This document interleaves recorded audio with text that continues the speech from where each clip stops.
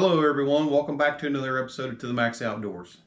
Today is September 23rd, 2023, and what I'm doing now is a follow-up review, the one-year follow-up review on the Ceyomur Cy 50 trail cameras. Now, I purchased these cameras in 2022 off of reviews from YouTube, and since then I've had really good luck with these cameras in my personal opinion. And what I did in this one-year review was I broke down the three biggest pros and the three biggest cons, in my opinion, of running these trail cameras. So just a short little backstory here about these Ceyomur Cy 50 cameras. I actually caught these cameras on YouTube. A couple guys that I followed did some reviews on them. It happened to be Amazon Prime Days back in 2022. I jumped on there. I bought two of them. I think I paid around $22 for them on Amazon Prime Days. I started using them and I really enjoyed them. So I went and bought two more. As you can see here in front of me here, I got 4 boxes. I'm running 4 of these Ceyomur Cy 50s right now. 3 of them are in the woods. I actually drug one out of the woods yesterday to bring home to do this review. And like I said, I wrote down 3 pros and 3 cons that these cameras have given for me. So these cameras are a budget trail camera without a doubt. They are not high end, they're not cell cameras, and they're not the greatest camera in the world, and their price point definitely reflects that. Currently today, this camera is selling on Amazon for $39.99. That's the price I found. Maybe you can find a better price or a discount. I'm just saying $39.99 is a pretty common price that I'm finding on Amazon as of today. So in my opinion, that's a budget trail camera, and that's what I do. That's what I use. I probably, like a lot of other people, I don't want to spend a whole ton of money on there because typically you get what you pay for. Absolutely. I'm not fortunate enough to have areas where cell cams will work for me, or I would have some cell cameras. But on the other hand, for the price of these 4 cameras that I got right here, I would have more in one cell camera, more than likely, than I would have in 4 of these if you caught them on sale. So I'm happy. It is what it is. Like I said, I've been running these cameras for a year, and I'm extremely happy with them. So I'll make this short and sweet. Like I said, I wrote down 3 pros and 3 cons. So we'll start off with the cons first.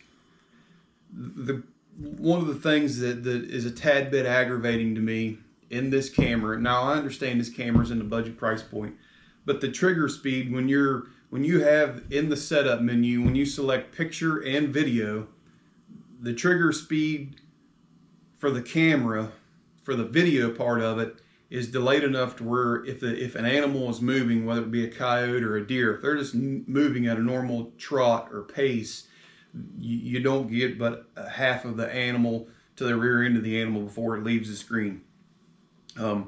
It does have a good field of view on it, but it takes that picture first. The trigger speed's a tad bit slow on it, and I understand you can adjust the sensitivities on these. I have done that in my year. If you go too high on the sensitivity, now you're picking up grass moving, leaves blowing, stuff like that.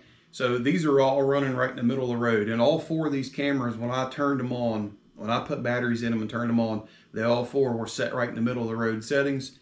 That seems to be the best that I can get. Now, like I said, is that a deal breaker for me? Absolutely not. Absolutely not. But if you want that function of picture and video, just keep in your mind that your video is second to the picture, so you're going to get a little less of a video. So it's not a big deal to me. Once I learned how to use it, I either select a picture or a video from now on, and that problem has gone away. So the next biggest con to me is an SD card issue. What I had to end up doing was I ended up running a SanDisk Ultra 80 megabytes a second in a 16 gig configuration. These little cameras are very finicky about SD cards in my experience. I've tried some cheaper SD cards that I've used in the past with some wild game innovations, and they've worked in them. The cheaper, slower ones don't like to run in these. Now, there again, is that a deal breaker? Not really. I just got on there and I bought all the same, I don't know, about 16 of them 16 gig SanDisk Ultras. They're a little higher rate. They take some 1080 videos better and they store better. So just keep that in mind. They're a little bit particular about SD cards in my experience. And the third biggest con to me was, which I don't have the strap, but it comes with a green nylon webbing strap with a plastic cam buckle on the back of it. Now, in the warmer months, I don't have a problem with them. But in January and February, when I changed the batteries out in these this year, every one of those cam buckles broke. Now, I'm talking it was in the teens to single digit temperatures when this happened.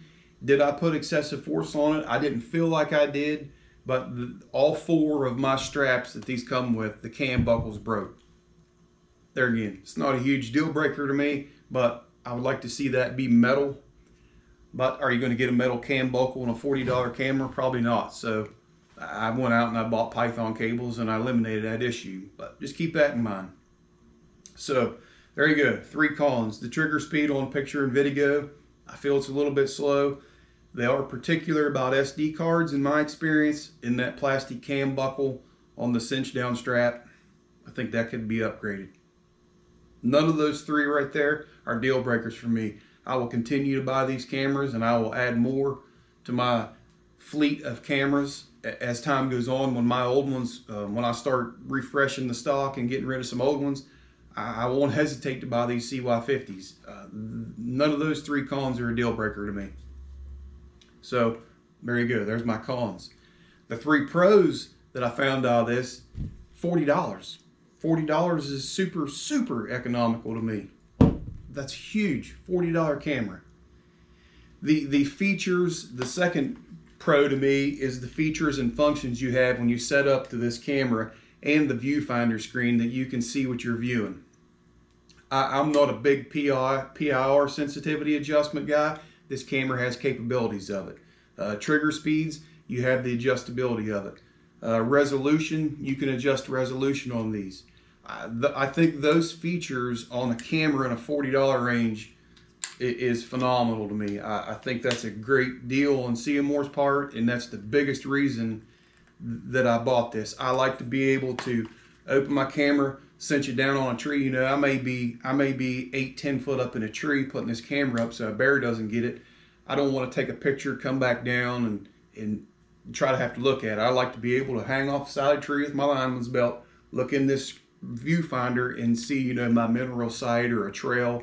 Maybe I got 3 or 4 trails coming together. I can see that. So that's a big plus to me. And like I said, the features, which I don't utilize all the features of sensitivity, resolution, sound, I don't utilize that stuff, but this camera has all that packed into it. And I think that is phenomenal in the $40 price range.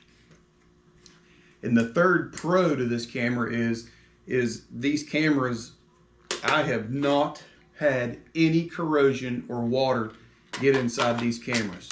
And that, to me, there's your camera when it's installed on the tree. Open the gate, push the button, the battery tray slides out. I have yet to have an issue. They do have a tad bit of a gasket around the door. And the biggest thing is the camera and the PIR sensors have a little ledge built over them. So any water that does come on them, it doesn't lay in them. They did a good job on the door and good job putting the gaskets on there to make that work.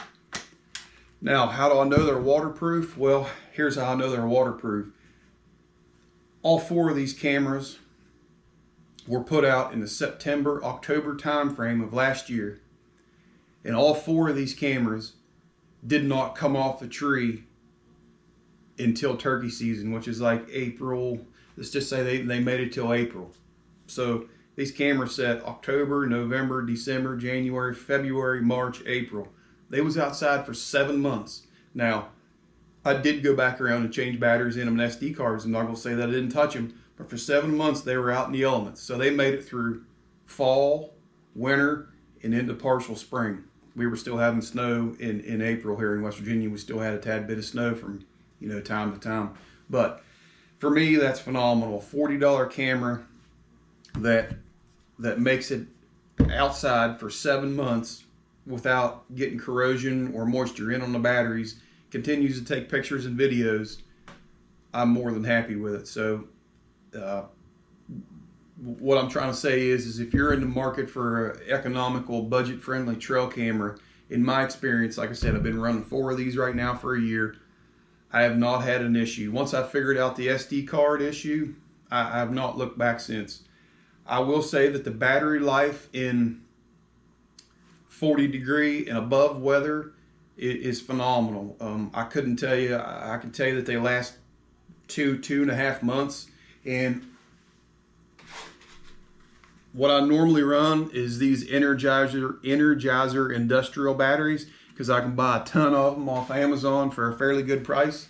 So 40 degrees and up with those Energizer industrial batteries, I can run these cameras on 10-second video for 2 months, and I'm down to one bar on the camera when I go to change the batteries out in it, and that's phenomenal to me. Now, I did use industrial lithium batteries December, January, and February, and those batteries lasted. Now, they're pricey. Don't get me wrong, those lithium batteries are pricey, but they worked. I think a rechargeable lithium is probably the way to go, and I'm going to evolve myself into that. But just know that 2 to 3 months is probably your max window on 40-degree and above temperature with this thing on 10-second video, because that's my experience and I'm sharing it with you. So anybody that has any more questions, feel free to comment.